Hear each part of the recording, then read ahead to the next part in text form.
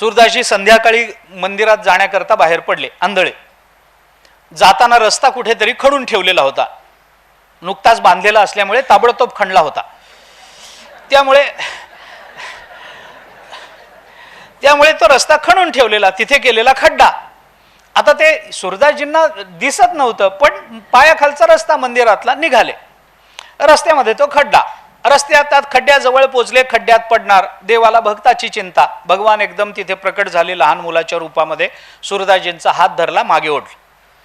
त्यांना एकदम हिसका बसला. ते कोणी मागे ओढलं, कोण आहे म्हणून विचारलं.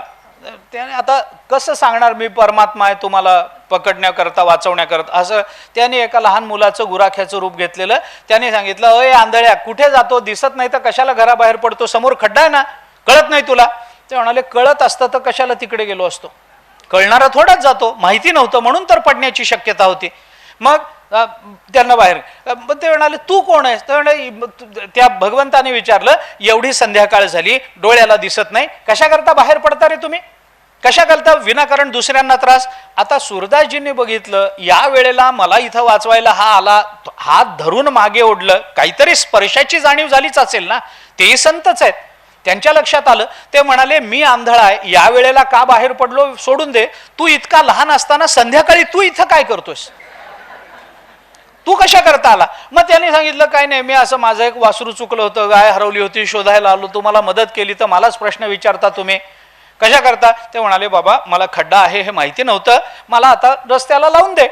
भगवंतानी त्या बालवयामध्ये त्यांचा हात धरला, सूरदासजींना रस्त्याला लावून दिलं, आणि रस्त्याला लावून दिल्यानंतर भगवान आपला हात सोडवून घ्यायला लागले. सूरदासजी काही हात सोडेनात.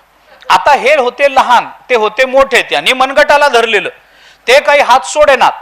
मग भगवंतानी सांगितलं, अरे आता लावून दिलं रस्त्याला, सरळ जा, तुमचं मंदिर येईल, आता माझा हात सोडा ना, कशाला हात धरून ठेवलाय? त्यावेळेला सूरदासजींनी सांगितलं, देवा भल्या भल्यांच्या हाताला काही केलं तरी लागत नाहीस, माझ्या हाताला अनायासे सापडलास, आता कसं सोडायचं तुला, कसं सोडू? भगवंताच्या लक्षात आलं, यांनी ओळखलं. ठीक आहे, काय करावं आता, नाईलाज आहे म्हणून थोडस पुढे चालत राहिले. एका बेसावध क्षणी भगवंतानी बघितलं की हाताची पकड थोडीशी ढिली झालेली आहे. त्यांनी एकदम भगवंताच्या हाताला हिसका दिला, त्या सूरदासजींच्या हाताला हिसका दिला. हिसका दिल्याबरोबर माहिती नव्हतं, एकदम धक्का बसला, हातातून हात सुटून गेला. आता हात सुटल्यानंतर हा आंधळा काय करतो हे बघावं म्हणून भगवान बाजूला उभे राहिले.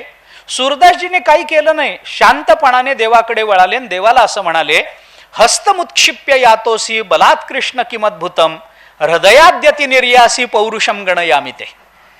त्याने असं सांगितलं, हस्तमुत्क्षिप्य यातोसी बलात्, हे कृष्ण बलात् हस्तमुत्क्षिप्य, बळानं माझा हात हातातून सोडवून घेतलास, किमद्भुतम, काय फार मोठा पुरुषार्थ केला असं तुला वाटतं का?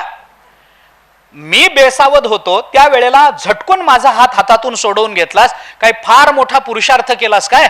हृदयातून जाऊन दाखव तर नावाचा देव म्हणे.